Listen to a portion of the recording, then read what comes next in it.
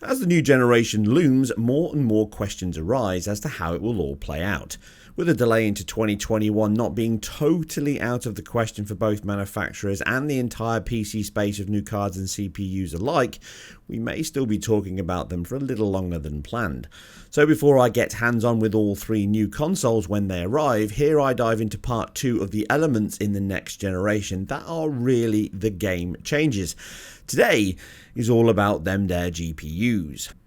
Now, to keep up with the flow, part 1, which you can see the link on screen and below, discussed the CPU boost, the SMT examples, and even previous gen CPU tests across the board to give you a description. To summarise, here is a brief sample of Just Cause 3 running on the disk release on the Xbox One X with its boosted 2.3 GHz Jaguar. Gave it a bump over the base model's 1.75 GHz model, and even a small bump on the 2.1 GHz Pro mode. You can check it out more in the video below, but here's a summary between the two versions, and as you can see, CPU wise they're very close indeed, even though the Xbox One X is a faster CPU than the Pro. So if you haven't watched it, go and check out the link and watch that first, or straight after this one. Now moving back to the GPU side, and as long-time viewers of my channel know, I'm not a big fan, I never have been, of the teraflop war. It is a misconstrued and inaccurate representation of software. Instead, I look at the whole package as a book is much more than its cover. Now, the new Series X and PS5 are raising the stakes in performance, bringing them far more in line with the current top end of PC hardware, even without all the benefits and additions the closed box offers and the bespoke customization of the silicon itself and the hardware contained in these two boxes. But from a sheer throughput perspective, the SX, the SEX, the Series X, whatever the nickname may be in the end, is now at the top of that tree, sporting an almost 18% increase in theoretical performance, helped by a 44% increase of 16 CUs over the PS5's 36, 52 versus 36. Now, as I discussed in my previous videos, this will indeed aid the SX in the early cross-gen titles and other areas I discuss here and in future videos. However, this is only part of the story, and the GPUs have much more work than just scaring the flop out of us. The first change is an architectural one, moving from RDNA 2 from the first gen of RDNA, which AMD have outlined offers the same 50% leap in performance per watt than the previous generation. With the Pro and X being Polaris based, we can validate how true that is by looking at the older RX 470 or 580 cards, which were GCM based just like the newer Vega cards. Taking the 470 as our performance base, which was only marginally slower than the 480 or 580, borne out by my previous reviews of these cards against the then popular GTX 970, we can see that it is within 14% overall of the bigger 36 CU card, even with less stream processors but faster clocks. A strong title for the RX 400 cards in the rise of the Tomb Raider demonstrates this well, with a close level at 1080 achieved, the 470 beating my older 480 test due to the slightly better drivers, and being an aftermarket card, it comes with a healthier overclock. Now, from this 5 teraflop card, we see a full 256-bit bus, but much slower GDDR5 RAM modules to keep those ALUs fed. Now, these two cards are almost identical on headline grabbing specs, with advantages on both sides, but eagle-eyed viewers will see the 470 card has almost 50% more CUs than the Navi, with 32 over the 22 on the 5500 XT. In addition, it also has less TMUs, with 88 against 128, reducing the theoretical texel and pixel fill rate over the newer card, but the increased clock rate helps this out. Now, the question we need to answer is simple. Can we achieve close to 50% improvement from the 5500 XT, even though it is a weaker card by the specs alone? At times, half of the 470's credentials. First up, we try some AC Unity, which is still a stunning looking game, but needs a hefty CPU at 1080p to stress the GPU. My Ryzen 2700 and 3600 here are more than sufficient. Now, at HD levels, we see a 38% increase in performance over the 470. Although the newer card is 1.5% more endowed in teraflops, it lacks much more with the silicon and bus size. It's a decent start though, something that is maintained at 1440 and then almost doubles to 70% increase at 4K. Now much of this comes from the huge increase in VRAM, again demonstrating what I've covered before, and RAM will always improve performance. A great start and really flips the numbers around from expectations. But can the RDNA architecture consistently deliver 40 to 70% performance increase per teraflop? Now Doom may help as a good test with the Vulkan API sandwich between IDTET 6 and the wavefronts.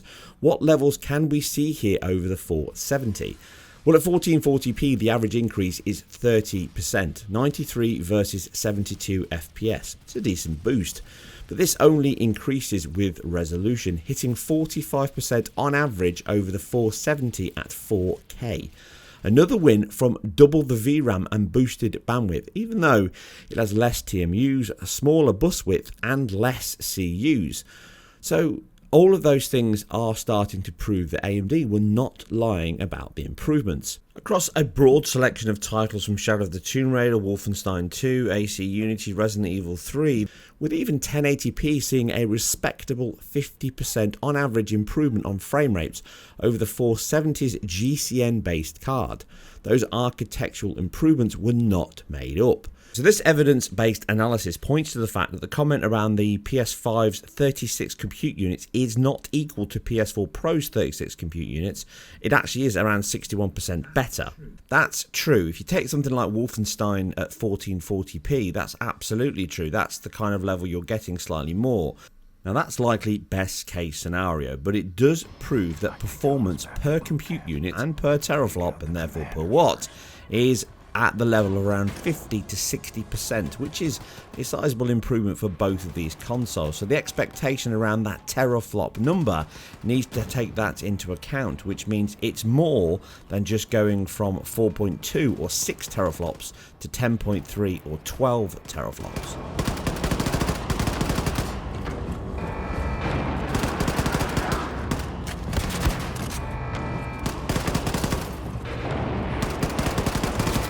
But what does this mean then for next generation consoles and that next generation RDNA 2 cards then? Well, it means further improvements, obviously. That's why new architecture is designed to improve limits, bottlenecks and problems that appeared in the previous generation for its intended purpose. We're not going to see 50%, we're likely going to see somewhere between 20 and 30%.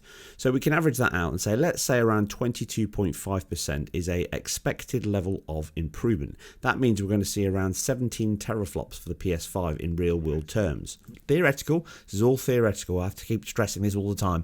These numbers are irrelevant, I'm just trying to give you an understanding so I can dive a little more into the architecture. And by proxy, this means the SeriesX is theoretically jumping from 12.1 teraflops to 20.3. It's all linear, it's all scaled, and again, it's all theoretical. But the reality is that's not really how these things work. It's not how any of this works, and it's not how the entire generation of consoles, hardware, PC, no matter what it is, engines, you can't break the theoretical limit. What you are is you're less efficient at getting to that level. I've mentioned this many times before, and this is what we're seeing. Improvements to the architecture to improve the efficiency of hitting that theoretical peak. But before we get to the summary of this video, let's just discuss what a GPU is and how this all works at a very high level. So a GPU is very, very different to a CPU.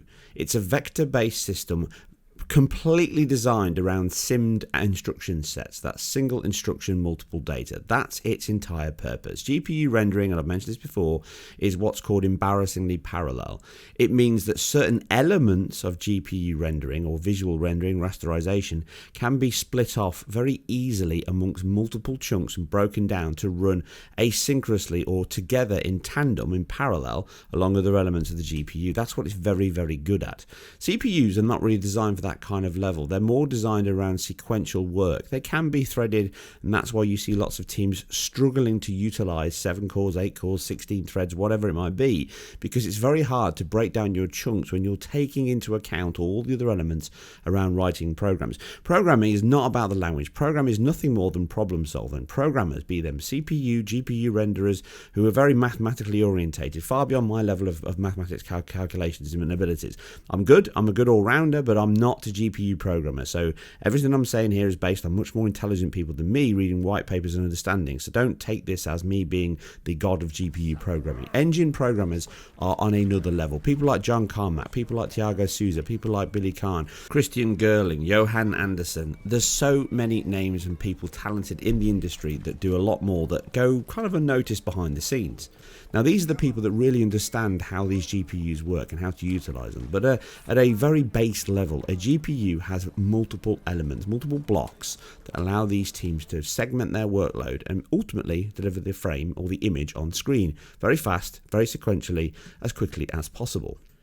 So at a very core level, GPUs are vector-based processors and CPUs are scalar-based processors. Basically, sequential versus parallel. That's really the main difference. But those blocks that are designed in GPUs allow many more functions for the hardware to do more than one thing. And that's one of the things that's changed dramatically since the late 90s, early 2000s, where we've shifted into programmable shaders. And fundamentally, they're still around now. So you effectively start off by taking vertex points, which is just points in space that are transformed into a 3D or a flat grid, from 3D to a flat grid on the screen. Now, these are all driven by the CPU. Vertices come from the CPU. It basically, these are your draw calls. This is go and draw me some work on the screen based on all these points in space. These are then handed over to the GPU, which then breaks them all up and transforms all these vertex points, vertices, across. It then aligns them up with primitives, triangles, to draw the screen. These are the polygons that everyone knows and loves, and was one of the old generation of how many polygons per second, which has now been replaced by how many teraflops per second. It's all about marketing spiel to get people interested. But these rasterization methods to get these polygons into an image, it's still vitally important. It's still a very important part of all rendering that we see, no matter what the GPU is.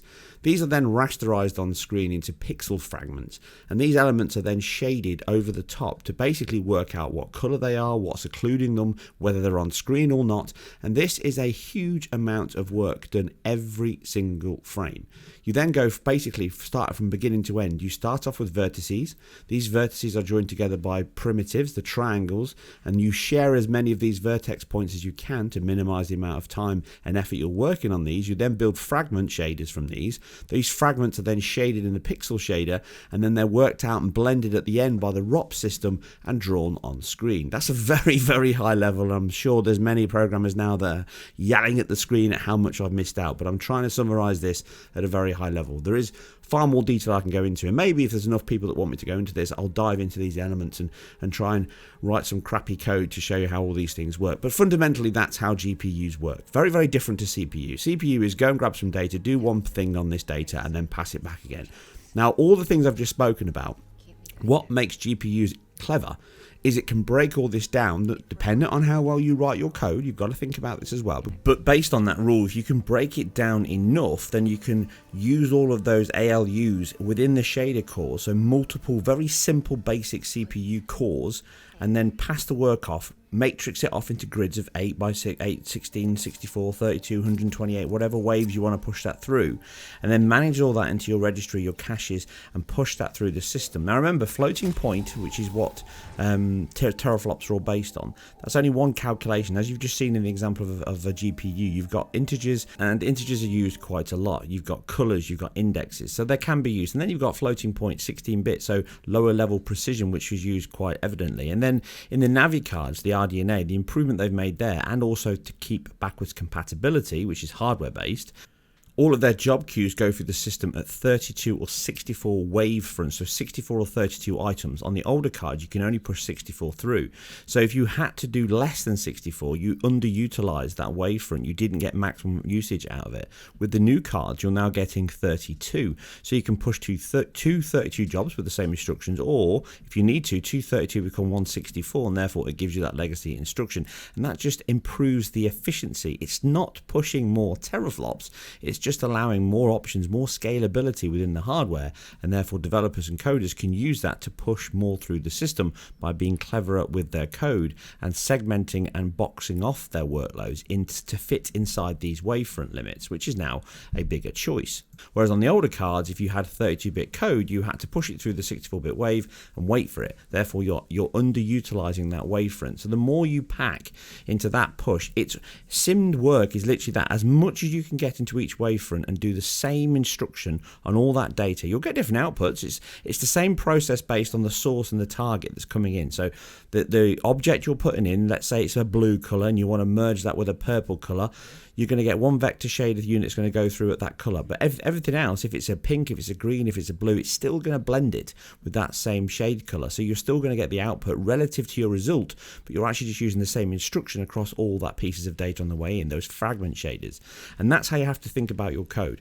That's the main benefit of GPUs over CPUs, and therefore you have to parallelize all of your code, and that's quite complicated. It's not all taken care of, but a lot of it is. GPUs are designed around that structure, but you're still going to have lots of work that's got nothing to do with a base GPU ability to utilize all those wavefronts and all those ALUs, so you have to write code. And that's what makes GPU coding very different to CPU programming, because they're two very different expertise and disciplines in terms of how you write code. You have to think very, very wide for GPUs. And in many ways you do as well for CPUs, but on a much, much smaller scale. So this segue, which was all about the hardware and the GPU instructions, is just a very light touch and probably a bigger segue than people probably liked, but it gives you an idea of what I'm trying to discuss when I talk about CPUs and GPUs. Now on top of this, you've got the API, you've got other benefits of the hardware and the architectural changes. These are all areas that utilize the hardware better and therefore give more choice to the programmers, be they engine programmers, GPU programmers, shader programmers, artists, whomever is writing the code to run on these pieces of hardware. More choice is never a bad thing. Now there's other architectural improvements you can also push, things like L2 cache, L3 cache. More cache locally means you can do more without going back to system memory, and then there's the whole cycle process there on how long it takes from L1, L2, L3 in system RAM, which is hundreds of thousands of cycles different. So that's a huge another conversation that we will get into on another video. But for now, these choices enable developers to push more from the hardware.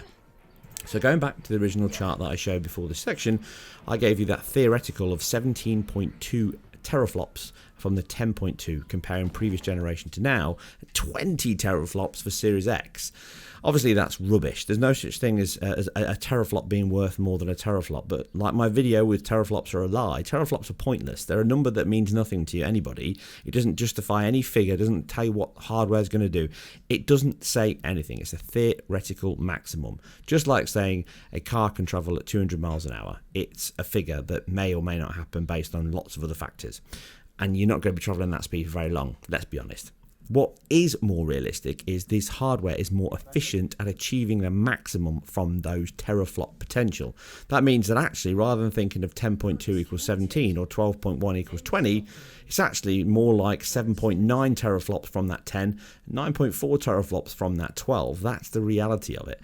And therefore, older hardware is just not as good at pushing through the efficiency gains from those teraflop counts. These figures are just random figures based on the calculations. They mean nothing at all. Do not take them as granted. But what you should also take is not look at numbers and say 17 is bigger than 10 because that's a better calculation.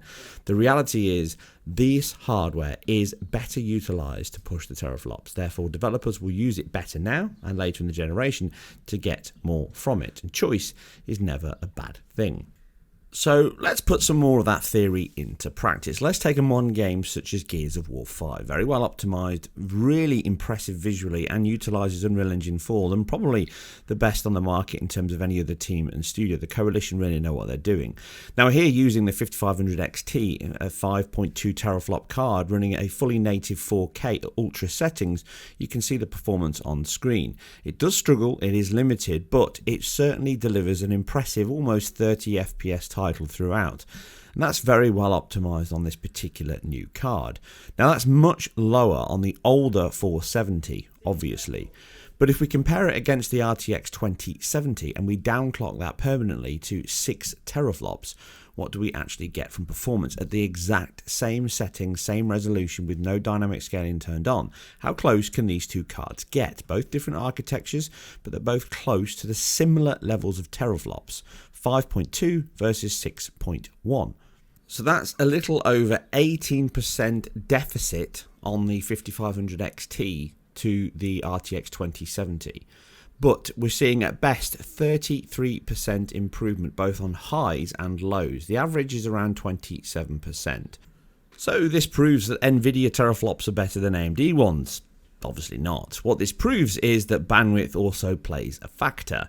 And here, the 5500 XT has 50% the bandwidth of the RTX 2070. Even though it's downclocked to 6.1 teraflops, it's still actually running 448 gigabytes per second versus 224. So that 33% gap at its worst point actually is probably around that 18% deficit in teraflops. The gap, the difference between the two, around 15%, is coming from the bandwidth. It doesn't need all of it, but it needs a little more than what it's got at the moment. And that's an obvious case. The higher up the resolution chain you go, the more bandwidth you're going to need. But it's not just this. As I've covered in my other videos, you can see that ROPs are down. It has half the amount of ROPs of the 5700, and it also has less TMUs and therefore less pixel fill rate across the board. So all of these areas start to add up. But in addition, it's got 14 less compute units than the RTX 2070, still at this reduced level of teraflops to the tune of 38%, almost 39% deficit. But it's still within 33% of the performance level. But if you improved the bandwidth, or if you doubled the ROPs, you would probably find that was much, much closer, probably even lower than that 15% teraflop gap is. Now, if we compare this to the RTX 2070 fully pushed to just over 9 teraflops when you fully max it out against a 5700, again at standard clocks, we can see that performance is very close indeed. Almost 12% deficit on the teraflop count gives you at best 8% improvement, but on the highs and lows it's only 4 to 3% difference. Very, very small. But this is a card that's almost identical configuration to the RTX 2070, and it's using less teraflops to achieve almost similar levels of performance. But there's far more that I can cover on this particular title and many more in the future. I'm going to wrap this video up and probably come back to this in another video because it's just going to be too long and probably I'm going to waste my time because no one's going to watch it. To summarize, let's take a modern title to see what consoles can deliver. A 6.1 teraflop RTX 2070 running Resident Evil 3 at almost identical settings that I can match to the console, which is, you can check out much more detail on this in my full attention to detail analysis, which will be up very, very soon across PC and consoles. This will cover this title in detail, but here I'm getting as close as I can to that setting. Now, one thing to bear in mind is all the consoles, just like I covered in Resident Evil 2, use the interlace mode. It's a better mode than what's running on the PC, but it's been drastically improved here on the PC, but there is still subtle differences. So the Xbox One X isn't actually running fully native 4K. It's actually running the interlace mode to get to 4K, the same as the PS4 Pro is running it to get to 1620p. So these two versions now are running in parallel.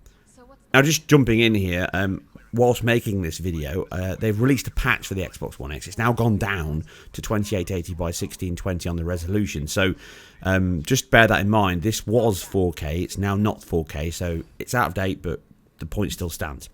So going back to the tested version here, and this is actually the 4K version on the Xbox One X, it actually runs worse than the 4K version here on this 6 teraflop RTX 2070. Now, why is that? So the first reason will obviously be bandwidth, 326 gigabytes per second versus 448, which gives you a deficit of around 38 or 37% in the benefit of the RTX 2070. But bear in mind that all the console versions run the interlace mode. It's better on the consoles, but it's also a requirement due to the deficit and the contention issues that arise on consoles. Bearing in mind they use an UMA memory system, so they have to share their bandwidth between the CPU and the GPU, unlike PC, where the VRAM has it all to itself. So in actual fact, that 37% deficit is much bigger. Therefore, this interlace mode is a requirement on consoles to maximize their potential, and this means that the probably losing around 20 gigabytes to the CPU from that 326 gigabytes. So let's say it's 26 for rounding it off. So that leaves 300 gigabytes to the GPU, and that means that has an impact on performance. In addition to that, contention issues between two systems in a NUMA system are not always fair. They're not linear. So when the CPU takes 2 or 3 gigabytes, it actually might affect the GPU by 6, 7, 10 gigabytes. That can have that impact. That affects all consoles, PS4 as well, Pro. And it will be an issue on the newer consoles as well. I covered that in my SeriesX analysis and the PS4 5 analysis. They're both going to suffer from this. The split pools of memory that the SeriesX uses is going to have a different balance to that and how that shakes out, but it's still going to be there because that is always an issue that console developers have to manage around because it's a shared pool of RAM. There are benefits. You don't have to use memcopy all the time and duplicate system RAM to VRAM and all that kind of stuff, so it does shake itself out, but fundamentally it means you have to use better solutions to deliver it. And you can see here that the Xbox One X drops down to 27, 29 FPS in the heavier cutscenes. Now, dropping the resolution down, which I'll cover in my full analysis, which you can check soon, that will improve it, and that's because of not just the performance of the card, but it's the bandwidth. Maxing out 4K resolutions, 8 million pixels, has an impact on performance at 60 FPS. That's a hell of a lot of pixels. It's a hell of a lot of throughput. So what I'm trying to show here is the numbers alone don't tell you everything. There's far more going on in the consoles and the PC than what just you see on paper. In addition to that, there's all the underlying processes around the APIs, which I'll cover in a future video and discuss and give much better examples to discuss these in much more detail and show you that actually numbers don't mean everything when you pad everything else on top. There's far more going on under the hood than just teraflops, TMUs, ROPs and bandwidth. It's a lot more complicated than that. Anyway, I think this has been long enough, and hopefully if you made it all the way to the end, then you enjoyed some of it. It all made sense, and it was all live and basically just thrown together with a slight edit at the end due to this update on Resident Evil 3. Please check out my full analysis and attention to detail of that title because it's a great looking game again, and I absolutely love the RE engine, and the game is a lot of fun. Even though it's a lot shorter than Resident Evil 2, it's still an enjoyable romp through, so please check it out. But for now, I'm done, and I'm missing these shots like a crazy man. I'm gonna get eaten. I'll catch you on the next one.